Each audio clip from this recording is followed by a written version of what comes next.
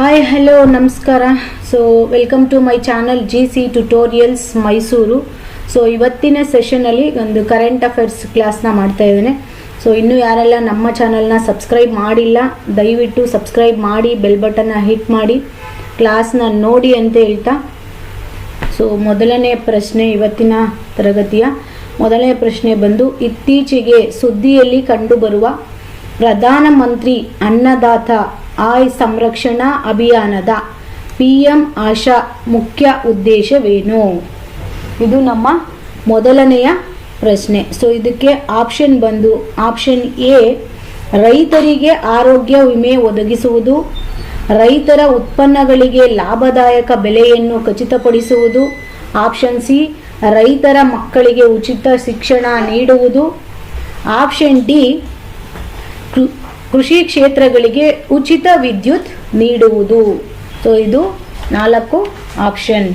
So ಇದರಲ್ಲಿ ಸರಿಯಾದಂಥ ಉತ್ತರ, ಮೊದಲನೆಯ ಪ್ರಶ್ನೆಗೆ ಸರಿಯಾದಂಥ ಉತ್ತರ ಬಂದು ರೈತರ ಉತ್ಪನ್ನಗಳಿಗೆ ಲಾಭದಾಯಕ ಬೆಲೆಯನ್ನು ಖಚಿತಪಡಿಸುವುದು. ಇದು ಇದಕ್ಕೆ ಸರಿಯಾದಂಥ ಉತ್ತರ. ಸೊ ರೈತರ ಉತ್ಪನ್ನಗಳಿಗೆ ಲಾಭದಾಯಕ ಬೆಲೆಯನ್ನು ಖಚಿತಪಡಿಸುವುದು. ಸೊ ಇಲ್ಲಿ ಇದಕ್ಕೆ ಬೇಕಾಗಿರ್ತಕ್ಕಂಥ ವಿವರಣೆ, ಈ ಪ್ರಶ್ನೆಗೆ ಈ ಉತ್ತರಕ್ಕೆ ಬೇಕಾಗಿರ್ತಕ್ಕಂಥ ವಿವರಣೆ ಬಂದು, ಕೇಂದ್ರ ಸಚಿವ ಸಂಪುಟವು ಇತ್ತೀಚೆಗೆ ಪ್ರಧಾನಮಂತ್ರಿ ಅನ್ನದಾತ ಆಯ್ ಸಂರಕ್ಷಣಾ ಅಭಿಯಾನ PM ಆಶಾ ಕೃಷಿಯಲ್ಲಿ ಬೆಲೆ ಬೆಂಬಲ ಯೋಜನೆಯನ್ನು ಬೆಲೆ ಬೆಂಬಲ ಯೋಜನೆಯನ್ನು 2025-26ರವರೆಗೆ ವಿತರಿಸಿದೆ. PM ಆಶಾ ಅಥವಾ ಪ್ರಧಾನಮಂತ್ರಿ ಅನ್ನದಾತ ಆಯ್ ಸಂರಕ್ಷಣಾ ಅಭಿಯಾನವು ರೈತರ ಉತ್ಪನ್ನಗಳಿಗೆ ನ್ಯಾಯಯುತ ಬೆಲೆಯನ್ನು ಖಾತ್ರಿಗೊಳಿಸುತ್ತದೆ. ಈ ಯೋಜನೆಯು 3 ಘಟಕಗಳನ್ನು ಹೊಂದಿದ್ದು, ಎಷ್ಟು ಘಟಕಗಳು? 3 ಘಟಕಗಳನ್ನು ಹೊಂದಿದ್ದು, ರಾಜ್ಯಗಳು ಯಾವ ಘಟಕವನ್ನು ಕಾರ್ಯಗತಗೊಳಿಸಬೇಕೆಂದು ಆಯ್ಕೆ ಮಾಡಬಹುದು. ಬೆಲೆ ಬೆಂಬಲ ಯೋಜನೆ means price support scheme PSS ಅಡಿಯಲ್ಲಿ NAFED ಮತ್ತು FCI ಹೀಗೆ ಕೇಂದ್ರೀಯ ಏಜೆನ್ಸಿಗಳು ರಾಜ್ಯದ ಬೆಂಬಲದೊಂದಿಗೆ ಬೇಳೆಕಾಳು, ಎಣ್ಣೆಕಾಳುಗಳು ಮತ್ತು ಕೋಪ್ರಾವನ್ನು ಸಂಗ್ರಹಿಸುತ್ತವೆ. ಕೇಂದ್ರ ಸರ್ಕಾರವು ನಿಯಮಗಳ ಪ್ರಕಾರ ಸಂಗ್ರಹಣೆ ವೆಚ್ಚಗಳು ಮತ್ತು ಯಾವುದೇ ನಷ್ಟವನ್ನು ಕೂಡ ಇದು ಭರಿಸುತ್ತೆ. ಅರ್ಥ ಆಗ್ತಿದ್ಯಾ? ಸೊ ಇಲ್ಲಿ ಈ ಮೊದಲನೆಯ ಪ್ರಶ್ನೆಗೆ ಉತ್ತರ ಬಂದು ಆಪ್ಷನ್ ಬಿ. ಅದಕ್ಕೆ ಬೇಕಾಗಿರ್ತಕ್ಕಂಥ ವಿವರಣೆ ಇಲ್ಲಿ ನೋಡಿದ್ದೇವೆ. ಸೊ ಈ FCI ಇದರ ಫುಲ್ ಫಾರ್ಮ್ ಏನಾಗಿದೆ? ಫುಲ್ ಫಾರ್ಮ್ ಏನು? FCIದು food corporation of India, food corporation of India. ಮತ್ತು NAFED ಇದರ ಫುಲ್ ಫಾರ್ಮ್ ಬಂದು ಏನಾಗಿದೆ? NAFED full form national agricultural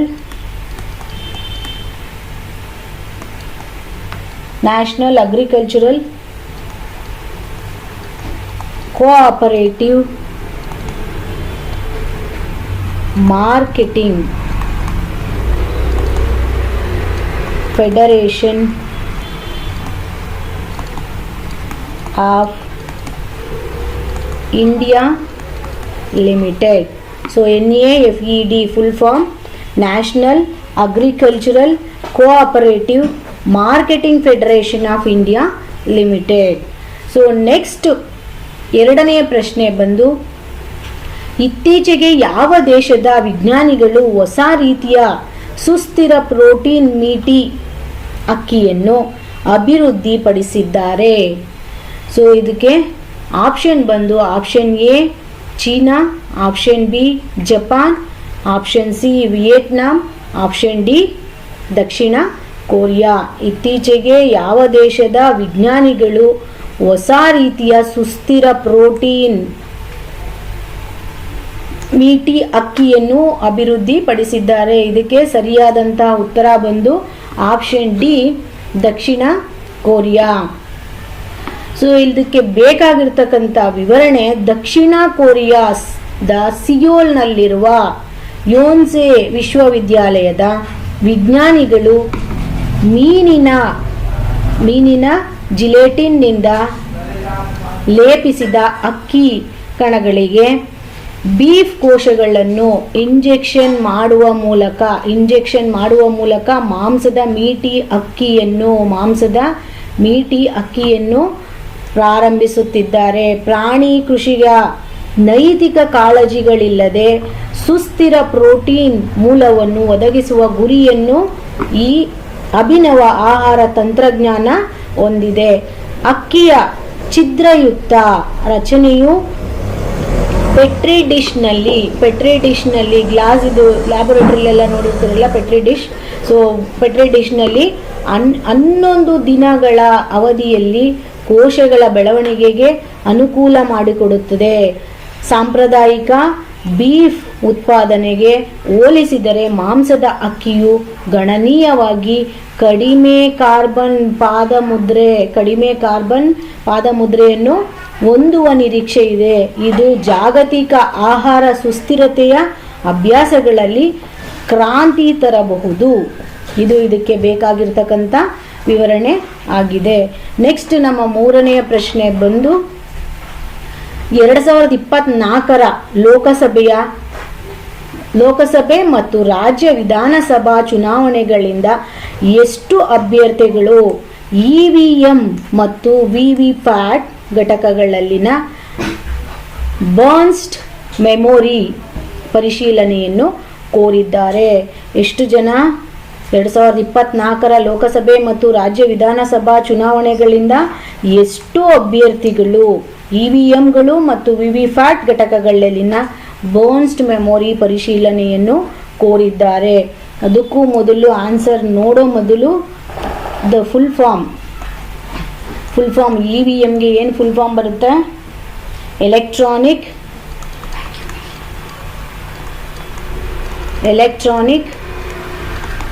voting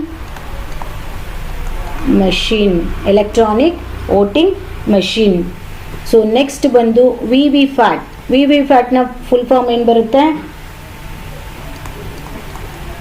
voter verifiable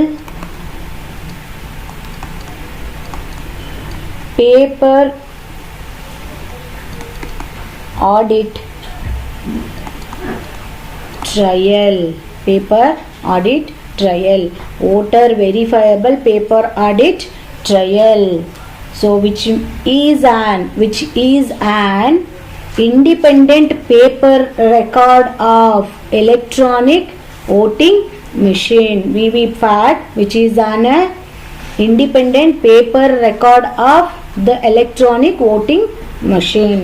so ಇದಕ್ಕೆ ಕರೆಕ್ಟ್ ಆದಂಥ ಉತ್ತರ option A 11, option B 13, option C 16, option D 18. So ಇದಕ್ಕೆ ಸರಿಯಾದಂಥ ಉತ್ತರ ಆಪ್ಷನ್ ಎ 11 ಜನ. ಲೋಕಸಭೆ ಮತ್ತು ರಾಜ್ಯ ವಿಧಾನಸಭಾ ಚುನಾವಣೆಗಳಿಂದ ಎಷ್ಟು ಅಭ್ಯರ್ಥಿಗಳು ಇವಿಎಂಗಳು ಮತ್ತು ವಿವಿಪ್ಯಾಟ್ ಘಟಕಗಳಲ್ಲಿನ ಬರ್ನ್ಸ್ಟ್ ಮೆಮೊರಿ ಪರಿಶೀಲನೆಯನ್ನು ಕೋರಿದ್ದಾರೆ? 11 ಜನ. ಸೊ ಇದಕ್ಕೆ ಬೇಕಾಗಿರ್ತಕ್ಕಂಥ ವಿವರಣೆ ಬಂದು, ಮೊದಲ ಬಾರಿಗೆ 2024ರ ಲೋಕಸಭಾ ಸಭೆ ಮತ್ತು ರಾಜ್ಯ ವಿಧಾನಸಭಾ ಚುನಾವಣೆಗಳ 11 ಅಭ್ಯರ್ಥಿಗಳು ಇವಿಎಂ ಮತ್ತು ವಿವಿಪ್ಯಾಟ್ಗಳ ಬರ್ನ್ಸ್ಟ್ ಮೆಮೊರಿ ಪರಿಶೀಲನೆಯನ್ನು ಕೋರಿದ್ದಾರೆ. ಏಪ್ರಿಲ್ನಲ್ಲಿ ಸುಪ್ರೀಂ ಕೋರ್ಟ್ ಒದಗಿಸಿದ ಈ ಆಯ್ಕೆಯು ಅಭ್ಯರ್ಥಿಗಳು ಪರಿಶೀಲನಾ ವೆಚ್ಚವನ್ನು ಭರಿಸಬೇಕಾಗಿರುತ್ತದೆ. ಚೇಡಾಟ ಕಂಡುಬಂದರೆ ಮರುಪಾವತಿಸಲಾಗುತ್ತದೆ. ಬರ್ನ್ಸ್ಟ್ ಮೆಮೊರಿ ಎಂದರೆ ಆ ಸಾಧನಗಳಲ್ಲಿನ ಶಾಶ್ವತ ಸಂಗ್ರಹಣೆಯನ್ನು ಸೂಚಿಸುತ್ತದೆ. ಇದು ಮತಗಳು ಯಂತ್ರದ ಸಂರಚನೆ ಮತ್ತು ಸಮಗ್ರತೆ ಪರಿಶೀಲನೆಗಾಗಿ ಮುದ್ರಿತ ಮತದ ದಾಖಲೆಗಳನ್ನು ಒಳಗೊಂಡಿರುತ್ತದೆ. ಇದು ಮೂರನೆಯ ಪ್ರಶ್ನೆಗೆ ಬೇಕಾಗಿರ್ತಕ್ಕಂಥ ಒಂದು ವಿವರಣೆ ಆಗಿದೆ. ಸೊ ಯಾರಿಗೆಲ್ಲ ಅರ್ಥ ಆಗ್ತಾ ಇಲ್ಲ, ಒಂದೇ ಸಾರಿಗೆ ಅರ್ಥ ಆಗದೆ ಇರೋರು ವಿಡಿಯೋನ ಪಾಸ್ ಮಾಡಿ ಎಕ್ಸ್ಪ್ಲನೇಷನ್ನ ಓದ್ಕೊಳ್ಳಿ. ಸೊ ನೆಕ್ಸ್ಟ್ ಪ್ರಶ್ನೆ ಬಂದು, ಯಾವ ಸಂಸ್ಥೆ ಇತ್ತೀಚೆಗೆ NCRನಲ್ಲಿ global navigation satellite system GNSS global navigation satellite system GNSS receiver ಅನ್ನು ಸ್ಥಾಪಿಸಲು ಮಾನವ್ ರಚನಾ ವಿಶ್ವವಿದ್ಯಾಲಯ MRU ಮಾನವ್ ರಚನಾ ವಿಶ್ವವಿದ್ಯಾಲಯದೊಂದಿಗೆ ಸಹಯೋಗ ಹೊಂದಿತು. ಯಾವುದು? ಆಪ್ಷನ್ ಎ ಬಂದು ISRO, option B NASA, option C ESA, option D JAXA. So ಇದಕ್ಕೆ ಸರಿಯಾದಂಥ ಉತ್ತರ ಬಂದು ಇಸ್ರೋ. ಕರೆಕ್ಟಾ? ಸೊ ಇದಕ್ಕೆ ಸರಿಯಾದಂಥ ಉತ್ತರ ಇಸ್ರೋ. ಸೊ ಇದಕ್ಕೂ ಮೊದಲು ISRO full form of ISRO ಏನಾಗಿರುತ್ತೆ? ಇಸ್ರೋದ ಫುಲ್ ಫಾರ್ಮ್ ಏನು ಬರುತ್ತೆ?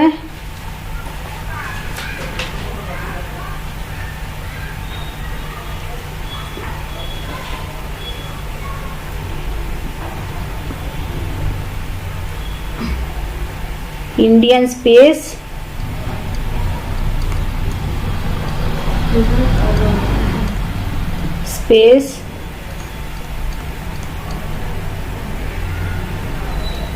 ರಿಸರ್ಚ್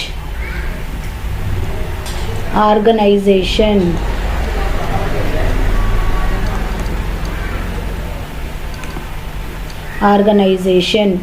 ಇದರ ಒಂದು ಹೆಡ್ ಕ್ವಾರ್ಟರ್ಸ್ ಎಲ್ಲಿ ಬರುತ್ತೆ? Headquarter Bangalore, Karnataka.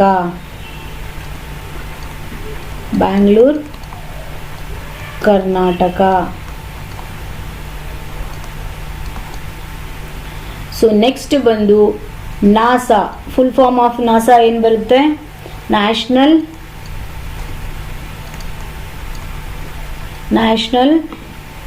Aeronautics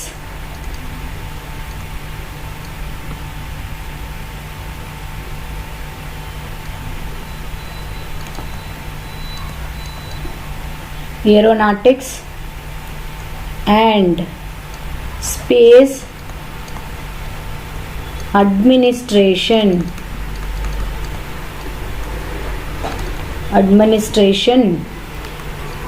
ಇದರ ಒಂದು ಹೆಡ್ ಕ್ವಾರ್ಟರ್ಸ್ ಬಂದು ಎಲ್ಲಿ ಬರುತ್ತೆ? ವಾಷಿಂಗ್ಟನ್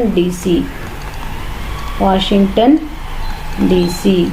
ಸೊ ಇದರ ಒಂದು ಹೆಡ್ ಕ್ವಾರ್ಟರ್ಸ್ ವಾಷಿಂಗ್ಟನ್ DC ಬರುತ್ತೆ. ನೆಕ್ಸ್ಟ್ ಬಂದು ESA. ಇದರ ಫುಲ್ ಫಾರ್ಮ್ ಏನು? European space agency. ಇದರ ಹೆಡ್ ಕ್ವಾರ್ಟರ್ಸ್ ಎಲ್ಲಿ ಬರುತ್ತೆ? ಪ್ಯಾರಿಸ್.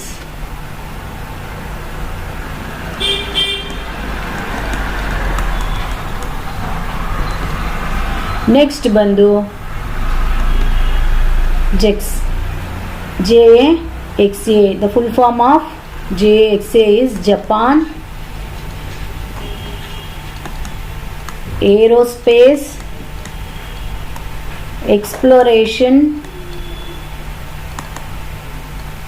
Agency. ಇದರ ಹೆಡ್ ಕ್ವಾರ್ಟರ್ಸ್ ಎಲ್ಲಿ ಬರುತ್ತೆ?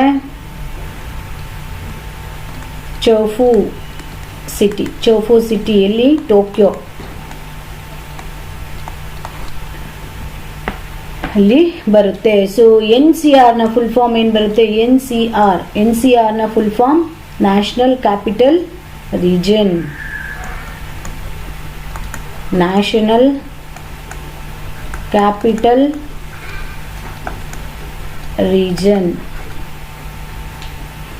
ಸೊ ಇದು ಇದರ ಫುಲ್ ಫಾರ್ಮ್ ಆಗಿದೆ. ಸೊ ಇದಕ್ಕೆ ಬೇಕಾಗಿರ್ತಕ್ಕಂಥ ಒಂದು ಎಕ್ಸ್ಪ್ಲನೇಷನ್ ಏನಿದೆ, ಮಾನವ ರಚನಾ ವಿಶ್ವವಿದ್ಯಾಲಯ MRU ಯೂನಿವರ್ಸಿಟಿ ವಿಶ್ವವಿದ್ಯಾಲಯ ಇಸ್ರೋ ಮತ್ತು NARL ಜೊತೆಗೆ ಸಹಭಾಗಿತ್ವದಲ್ಲಿ ದೆಹಲಿ NCRನ ಮೊದಲ global navigation satellite system GNSS global navigation satellite system receiver ಅನ್ನು ಸ್ಥಾಪಿಸಿತು.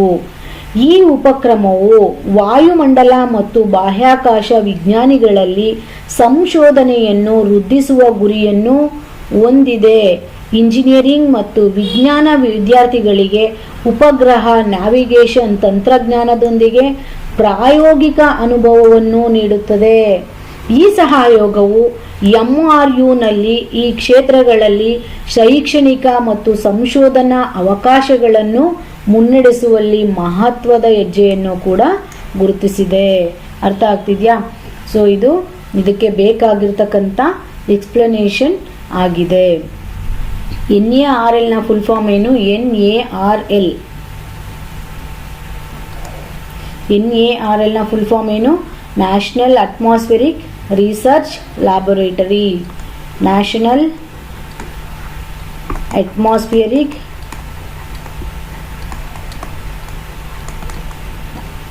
Research laboratory.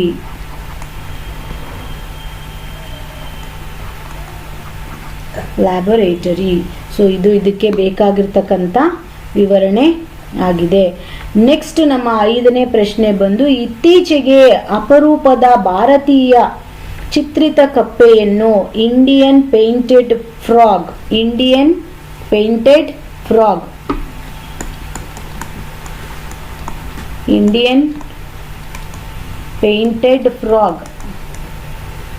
ಫ್ರಾಗ್ ಅನ್ನು ತೆಲಂಗಾಣದ ಯಾವ ಒಂದು ಹುಲಿ ಸಂರಕ್ಷಿತ ಪ್ರದೇಶದಲ್ಲಿ ಕಂಡುಹಿಡಿಯಲಾಯಿತು? ಆಪ್ಷನ್ ಎ ಅಮ್ರಾಬಾದ್ನ ಹುಲಿ ಸಂರಕ್ಷಿತ ಪ್ರದೇಶ, ಕಾವಲ್ ಹುಲಿ ಸಂರಕ್ಷಿತ ಪ್ರದೇಶ, ವನಸ್ಥಲಿ ಹುಲಿ ಸಂರಕ್ಷಿತ ಪ್ರದೇಶ, ಮೇಲಿನ ಯಾವುದು ಅಲ್ಲ. ಸೊ ಇದಕ್ಕೆ ಸರಿಯಾದಂಥ ಉತ್ತರ ಬಂದು ಅಮ್ರಾಬಾದ್ ಹುಲಿ ಸಂರಕ್ಷಿತ ಪ್ರದೇಶ. ಸೊ ಇದಕ್ಕೆ ಬೇಕಾಗಿರ್ತಕ್ಕಂಥ ಒಂದು ವಿವರಣೆ ಬಂದು, ಅಪರೂಪದ ಭಾರತೀಯ ಚಿತ್ರಿತ ಕಪ್ಪೆ ಉಪೆರೋಡಾನ್ ಟಾಫ್ರೊಬನಿಕಸ್ ಇತ್ತೀಚೆಗೆ ತೆಲಂಗಾಣದ ಕಾವಲ್ ಹುಲಿ ಸಂರಕ್ಷಿತ ಪ್ರದೇಶದಲ್ಲಿ ಕಂಡುಬಂದಿದೆ. ಇದು ಅದರ ಸಾಮಾನ್ಯ ವಾಸಸ್ಥಾನಗಳ ಹೊರಗೆ ಒಂದು ಮಹತ್ವದ ಆವಿಷ್ಕಾರವಾಗಿದೆ. ಈ ಪ್ರಭೇದವು ಮೈಕ್ರೋ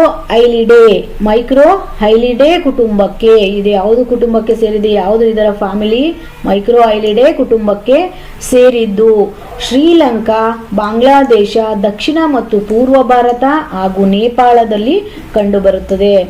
ಅದರ ಗಮನಾರ್ಹ ಬಣ್ಣ ಬಂದು ನಯವಾದ ದೇಹಕ್ಕೆ ಹೆಸರುವಾಸಿಯಾಗಿರುವ ಈ ಕಪ್ಪೆ IUCN ರೆಡ್ ಲಿಸ್ಟ್ ನಲ್ಲಿ ಕನಿಷ್ಠ ಕಾಳಜಿ ಎಂದು ಪಟ್ಟಿ ಮಾಡಲಾಗಿದೆ ಮತ್ತು ಶ್ರೀಲಂಕಾ ಹಾಗೂ ಭಾರತದ ಪಶ್ಚಿಮ ಮತ್ತು ಪೂರ್ವ ಘಟ್ಟಗಳಲ್ಲಿ ಸಾಮಾನ್ಯವಾಗಿ ಕಂಡು ಬರ್ತಕ್ಕಂಥ ಒಂದು ಕಪ್ಪೆ ಇದಾಗಿರುತ್ತೆ. ಸೊ ಇದು ಬೇಕಾಗಿರ್ತಕ್ಕಂಥ ಉದಾಹರಣೆ ಆಗಿದೆ. ಸೊ ನೆಕ್ಸ್ಟ್ ಬಂದು ಇಲ್ಲಿ IUCN ನ ಫುಲ್ ಫಾರ್ಮ್ ಏನು ಬರುತ್ತೆ? International union for conservation of nature. ಏನು ಬರುತ್ತೆ? International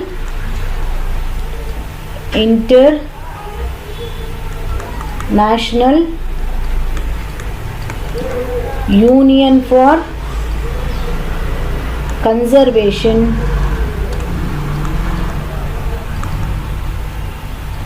of nature. ಸೊ ಇದು ಇದರ ಫುಲ್ ಫಾರ್ಮ್ ಆಗಿರುತ್ತೆ.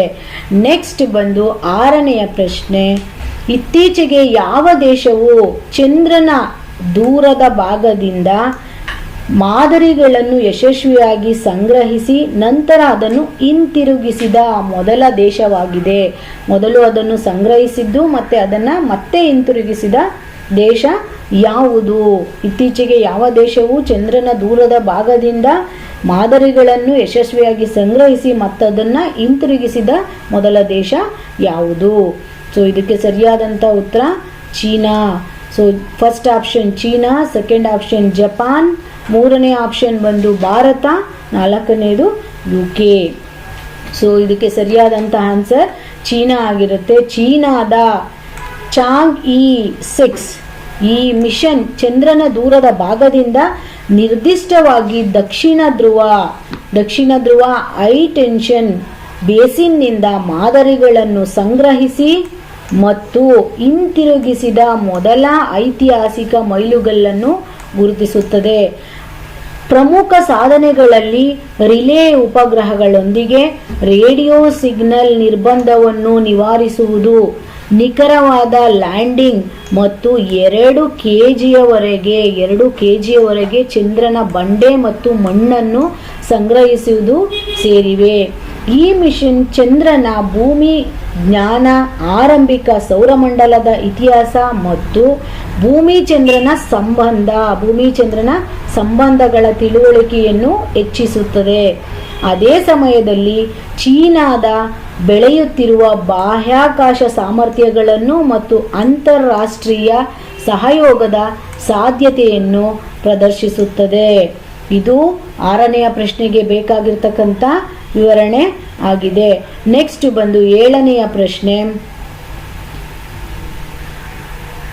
ಇತ್ತೀಚೆಗೆ ಸುದ್ದಿಯಲ್ಲಿ ಕಂಡುಬಂದ ಸ್ಟೆಪ್ರಿಪೋಪಸ್ ವಾಂಗ್ಲಾ ಯಾವ ಪ್ರಭೇದಕ್ಕೆ ಸೇರಿದೆ?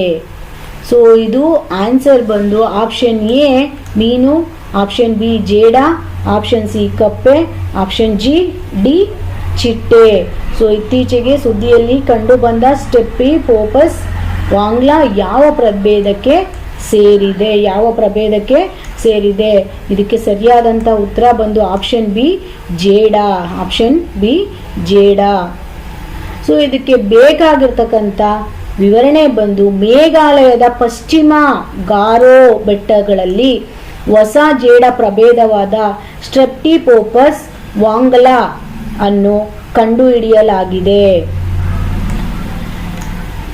ಗಾರೋ ಸಮುದಾಯದ ವಾಂಗಾಲ ಸುಗ್ಗಿ ಹಬ್ಬ ಹೆಸರಿಂದ ನಾಮಕರಣ ಮಾಡಲಾಗಿದೆ. ಈ ಜೇಡವು ಫಾಲ್ಸ್ ಫುಟೆಡ್ ಜೇಡ ಕುಟುಂಬಕ್ಕೆ ಸೇರುತ್ತದೆ. ಯಾವ ಕುಟುಂಬ ಇದು? ಈ ಜೇಡ ಯಾವುದು ಕುಟುಂಬಕ್ಕೆ ಸೇರುತ್ತೆ? ಫಾಲ್ಸ್ ಫುಟೆಡ್ ಜೇಡ ಕುಟುಂಬಕ್ಕೆ ಸೇರಿದ್ದು. ಕೆಂಪು ಕಂದು ಬಣ್ಣವನ್ನು ಹೊಂದಿದೆ. ಯಾವ ಬಣ್ಣ?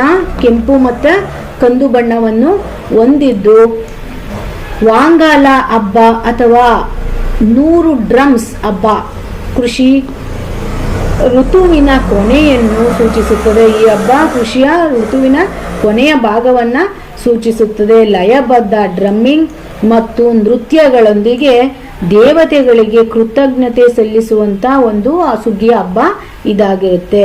ಸೊ ಇದನ್ನು ಆಚರಿಸುವ ಹಬ್ಬವಾಗಿದೆ. ಇದು ಚಳಿಗಾಲದ ಆರಂಭವನ್ನ ಸೂಚಿಸುತ್ತದೆ. ಯಾವುದನ್ನ ಸೂಚಿಸುತ್ತೆ? ಚಳಿಗಾಲದ ಹಬ್ಬವನ್ನ ಸೂಚಿಸುತ್ತೆ. ಇದು ಇದರ ಲಯಬದ್ಧ ಡ್ರಮ್ಮಿಂಗ್ ಮತ್ತು ನೃತ್ಯಗಳಿಂದ ದೇವತೆಗಳಿಗೆ ಕೃತಜ್ಞತೆಯನ್ನ ಸಲ್ಲಿಸ್ತಕ್ಕಂಥ ಒಂದು ಹಬ್ಬವಾಗಿ ಇದೆ. ಸೊ ನೆಕ್ಸ್ಟ್ ಬಂದು 8ನೇ ಪ್ರಶ್ನೆ. ಇತ್ತೀಚೆಗೆ ಸುದ್ದಿಯಲ್ಲಿ ಪ್ರಸ್ತಾಪಿಸಲಾದ ಈ ಆಫೀಸ್ ಪ್ಲಾಟ್ಫಾರ್ಮ್ನ ಪ್ರಾಥಮಿಕ ಉದ್ದೇಶವೇನು? ಸೊ ಈ ಆಫೀಸ್ನ ಮೊದಲ ಪ್ರಾಥಮಿಕವಾದ ಉದ್ದೇಶ ಏನು? ಉದ್ಯೋಗವನ್ನು ಕಡಿಮೆ ಮಾಡುವುದು, ಆಪ್ಷನ್ ಬಿ ಕಾರ್ಯಾಚರಣೆಗಳನ್ನು ಸುಗಮಗೊಳಿಸಲು ಮತ್ತು ದಕ್ಷತೆಯನ್ನು ಹೆಚ್ಚಿಸುವುದು, ಆಪ್ಷನ್ ಸಿ ಫೈಲ್ಗಳ ಮಾನವ ನಿರ್ವಹಣೆಯನ್ನು ಹೆಚ್ಚಿಸುವುದು, ಆಪ್ಷನ್ ಡಿ ಹೊಸ ಕಚೇರಿಗಳನ್ನು ಸೃಷ್ಟಿಸುವುದು. ಸೊ ಇದಕ್ಕೆ ಸರಿಯಾದಂಥ ಉತ್ತರ ಬಂದು ಯಾವುದಿರ್ಬೋದು? ಆಪ್ಷನ್ ಬಿ ಕಾರ್ಯಾಚರಣೆಗಳನ್ನು ಸುಗಮಗೊಳಿಸಲು ಮತ್ತು ದಕ್ಷತೆಯನ್ನು ಹೆಚ್ಚಿಸುವುದು. ಸೊ ಆಪ್ಷನ್ ಬಿ ಇದಕ್ಕೆ ಸರಿಯಾದಂಥ ಉತ್ತರ ಆಗಿದೆ. ಸೊ ಇದಕ್ಕೆ ಬೇಕಾಗಿರ್ತಕ್ಕಂಥ ವಿವರಣೆ ಬಂದು ಕಾರ್ಯಾಚರಣೆಗಳನ್ನು ಸುಗಮಗೊಳಿಸಲು ಮತ್ತು ದಕ್ಷತೆಯನ್ನು ಹೆಚ್ಚಿಸಲು ತನ್ನ 100 ದಿನಗಳ ಕಾರ್ಯಸೂಚಿಯ ಭಾಗವಾಗಿ ಭಾರತ ಸರ್ಕಾರವು 133 ಕಚೇರಿಗಳಾದ್ಯಂತ ಈ ಆಫೀಸ್ ಪ್ಲಾಟ್ಫಾರ್ಮ್ ಅನ್ನು ಅನುಷ್ಠಾನಗೊಳಿಸಲು ಯೋಚಿಸಿದೆ.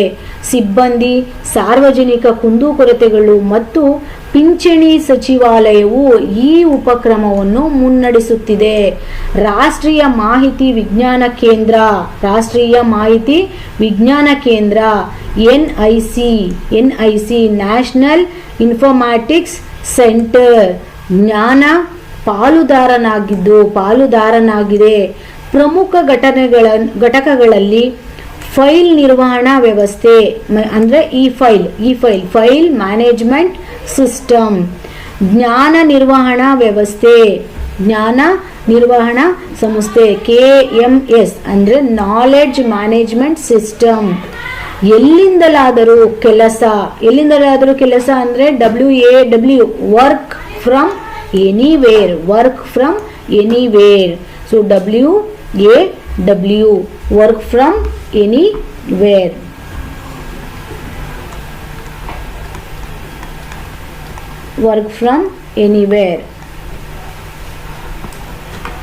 ಸೊ ನೆಕ್ಸ್ಟ್ ಪೋರ್ಟಲ್ ಮತ್ತು ವರ್ಕ್ ಫ್ರಮ್ ಎನಿವೇರ್ ಪೋರ್ಟಲ್ ಮತ್ತು ಸ್ಮಾರ್ಟ್ ಕಾರ್ಯನಿರ್ವಹಣೆ, ಮೌಲ್ಯಮಾಪನ ವರದಿ, ದಾಖಲೀಕರಣ, ಆನ್ಲೈನ್ ವಿಂಡೋಸ್. ಈ sparrow SPARROW sparrow full form ಏನು ಬರುತ್ತೆ? Smart performance appraisal report recording online window. Smart performance appraisal report recording online window ಇವುಗಳು ಕೂಡ ಸೇರಿವೆ. ಸೊ ನೆಕ್ಸ್ಟ್ 9ನೇ ಪ್ರಶ್ನೆ ಬಂದು 2024-25 ಇಂಡಿಯಾ AI ಮಿಷನ್ಗಾಗಿ ಎಲೆಕ್ಟ್ರಾನಿಕ್ಸ್ ಮತ್ತು IT ಸಚಿವಾಲಯವು ಎಷ್ಟು ಹಣಕಾಸನ್ನು ಹಂಚಿಕೆ ಮಾಡಿದೆ? ಸೊ ಇದಕ್ಕೆ ಸರಿಯಾದಂಥ ಉತ್ತರ ಬಂದು ಆಪ್ಷನ್ A 551 ಕೋಟಿ. ಸೊ ಇದಕ್ಕೆ ಸರಿಯಾದಂಥ ಉತ್ತರ ಬಂದು 551 ಕೋಟಿ ಆಗಿದೆ. ಸೊ ಇದಕ್ಕೆ ಕರೆಕ್ಟ್ ಆದಂಥ ವಿವರಣೆ ಬಂದು 2024 ಕೇಂದ್ರ ಬಜೆಟ್ನಲ್ಲಿ ಎಲೆಕ್ಟ್ರಾನಿಕ್ಸ್ ಮತ್ತು IT ಸಚಿವಾಲಯವು 2024-25 India AI means artificial intelligence ಮಿಷನ್ಗಾಗಿ 551 ಕೋಟಿ ಪಡೆದಿದೆ. ಭಾರತ ಸರ್ಕಾರ ಪ್ರಾರಂಭಿಸಿದ ಇಂಡಿಯಾ AI ಮಿಷನ್ ಆರ್ಥಿಕ ಬೆಳವಣಿಗೆಯನ್ನು ಹೆಚ್ಚಿಸಲು, ಆಡಳಿತವನ್ನು ಸುಧಾರಿಸಲು ಮತ್ತು ನಾಗರಿಕರ ಜೀವನ ಗುಣಮಟ್ಟವನ್ನು ಸುಧಾರಿಸಲು ಕೃತಕ ಬುದ್ಧಿಮತ್ತೆ ಆರ್ಟಿಫಿಷಿಯಲ್ ಇಂಟೆಲಿಜೆನ್ಸ್ ಅಂತ ಹೇಳ್ತೀವಿ. ಕೃತಕ ಬುದ್ಧಿಮತ್ತೆ ಆರ್ಟಿಫಿಷಿಯಲ್ ಇಂಟೆಲಿಜೆನ್ಸ್ ಅನ್ನು ಬಳಸಿಕೊಳ್ಳುವ ಮೇಲೆ ಗಮನ ಹರಿಸುತ್ತದೆ. ಈ ಮಿಷನ್ ಸುಧಾರಿತ AI ಮೂಲಸೌಕರ್ಯವನ್ನು ಅಭಿವೃದ್ಧಿಪಡಿಸುವ, AI ಅಪ್ಲಿಕೇಶನ್ಗಳನ್ನು ಉತ್ತೇಜಿಸುವ ಮತ್ತು AI ಶಿಕ್ಷಣ ಮತ್ತು ಸ್ಮಾರ್ಟ್ಫೋನ್ಗಳನ್ನು ಬೆಂಬಲಿಸುವ ಮೂಲಕ AI ನಾವೀನ್ಯತೆ ಮತ್ತು ಅಳವಡಿಕೆಯಲ್ಲಿ ಭಾರತವನ್ನು ಜಾಗತಿಕ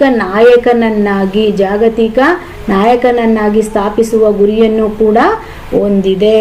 ಸೊ ನಮ್ಮ ನೆಕ್ಸ್ಟ್ 10ನೇ ಈ ಸೆಷನ್ನ ಕೊನೆಯ ಪ್ರಶ್ನೆ ಬಂದು ಇತ್ತೀಚೆಗೆ ಸುದ್ದಿಯಲ್ಲಿ ಕಂಡುಬಂದ ಕಿಂಗ್ಲಿನ್ಸ್ ಎಂದರೇನು? ಆಪ್ಷನ್ A ಮಹತ್ವದ ಖನಿಜಗಳು, ಆಪ್ಷನ್ B ಬ್ಯಾಕ್ಟೀರಿಯಾ ಪ್ರಕಾರಗಳು, ಆಪ್ಷನ್ C ಹೊಸದಾಗಿ ಕಂಡುಹಿಡಿಯಲಾದ ಮೀನಿನ ಪ್ರಭೇದ, ಆಪ್ಷನ್ D ಕೋಶಗಳ ಒಳಗೆ ಅಸ್ತಿತ್ವದಲ್ಲಿರುವ ಅಡಾಪ್ಟರ್ ಪ್ರೋಟೀನ್ಗಳು. ಸೊ ಇದಕ್ಕೆ ಸರಿಯಾದಂಥ ಉತ್ತರ ಬಂದು ಆಪ್ಷನ್ D ಆಗಿರುತ್ತೆ. ಸೊ ಇದಕ್ಕೆ ಬೇಕಾಗಿರತಕ್ಕಂಥ ವಿವರಣೆ ಬಂದು ಇತ್ತೀಚಿನ ಅಧ್ಯಯನವು ಕೋಶ ಪೊರೆಗಳಲ್ಲಿರುವ ಅಡಾಪ್ಟರ್ ಪ್ರೋಟೀನ್ಗಳಾದ ಕಿಂಗ್ಲಿನ್ಸ್ ಕ್ಯಾನ್ಸರ್ ಚಿಕಿತ್ಸೆಗೆ ಹೊಸ ಮಾರ್ಗವನ್ನು ನೀಡಬಹುದು ಎಂದು ಕಂಡುಹಿಡಿದಿದೆ. 3 ವಿಭಿನ್ನ ಸದಸ್ಯರನ್ನು ಹೊಂದಿರುವ ಕಿಂಗ್ಲಿನ್ ಕುಟುಂಬವು ಯಾಂತ್ರಿಕ ಸೂಚನೆಯನ್ನು ಜೈವ ರಾಸಾಯನಿಕ ಸಂಕೇತಗಳಿಗೆ ವರ್ಗಾಯಿಸುತ್ತದೆ. ರಚನಾತ್ಮಕ ಪ್ರೋಟೀನ್ಗಳು ಮತ್ತು ರಿಸೆಪ್ಟಾರ್ಗಳೊಂದಿಗೆ ಸಂವಹನ ನಡೆಸುತ್ತದೆ. ನಿಕೋಟಿನ್ ಮತ್ತು UV ಕಿರಣಗಳಂತಹ ಕಾರ್ಸಿನೋಜನ್ಗಳಿಂದ ಉಂಟಾಗುವ ಈ ಪ್ರೋಟೀನ್ಗಳಲ್ಲಿನ ಉತ್ಪರಿವರ್ತನೆಗಳು ಕೋಶ ಸಂಕೇತ ಮತ್ತು ಯಾಂತ್ರಿಕ ಸಮತೋಲನವನ್ನು ಅಸ್ತವ್ಯಸ್ತಗೊಳಿಸುತ್ತದೆ. ದೇಹದ ಸಮತೋಲನ ಮತ್ತು ಕಾರ್ಯವನ್ನು ಕೂಡ ಪ್ರಭಾವಿಸಬಹುದು. ಬಾಡಿ ಬ್ಯಾಲೆನ್ಸನ್ನು ಕೂಡ ಇದರ ಮೇಲಿನೂ ಕೂಡ ಪ್ರಭಾವವನ್ನು ಉಂಟು ಮಾಡಬಹುದು, ಇಂಬ್ಯಾಲೆನ್ಸ್ ಆಗಬಹುದು. ಸೊ ಇದಕ್ಕೆ ಬೇಕಾಗಿರ್ತಕ್ಕಂಥ ವಿವರಣೆ ಆಗಿದೆ. ಯು ವಿ ಫುಲ್ ಫಾರ್ಮ್ ಏನು? ಇದು full form ultraviolet radiation, ಕಿರಣಗಳು, ಅಲ್ಟ್ರಾ ವೈಲೆಟ್ ರೇಡಿಯೇಷನ್. ಸೊ ಇದಿಷ್ಟು ಇವತ್ತಿನ ಸೆಷನ್ನಲ್ಲಿ ಇರ್ತಕ್ಕಂಥ ಪ್ರಶ್ನೆ ಮತ್ತು ಅದಕ್ಕೆ ಬೇಕಾಗಿರ್ತಕ್ಕಂಥ ವಿವರಣೆ ಆಗಿದೆ. ಸೊ ಇನ್ನು ಯಾರೆಲ್ಲ ನಮ್ಮ ಚಾನಲ್ನ ಲೈಕ್ ಮಾಡಿ, ಶೇರ್ ಮಾಡಿ, ಸಬ್ಸ್ಕ್ರೈಬ್ ಮಾಡಿ ಇಲ್ಲ ಅವರು ಲೈಕ್ ಮಾಡಿ, ಶೇರ್ ಮಾಡಿ, ಸಬ್ಸ್ಕ್ರೈಬ್ ಮಾಡಿ, ಜೊತೆಗೆ ಸಪೋರ್ಟ್ ಕೂಡ ಮಾಡಿ ಅಂತ ಕೇಳ್ತಾ ಇವತ್ತಿನ ಈ ಸೆಷನ್ನ ಇಲ್ಲಿಗೆ ಮುಗಿಸ್ತಾ ಇದ್ದೇನೆ. ಸೊ ಮುಂದಿನ ಸೆಷನ್ನಲ್ಲಿ ಮೀಟ್ ಆಗೋಣ ಅಂತ ಹೇಳ್ತಾ ಇವತ್ತಿನ ಸೆಷನ್ನ ಇಲ್ಲಿಗೆ ಮುಗಿಸ್ತಾ ಇದ್ದೀನಿ. Take care, bye, have a nice day.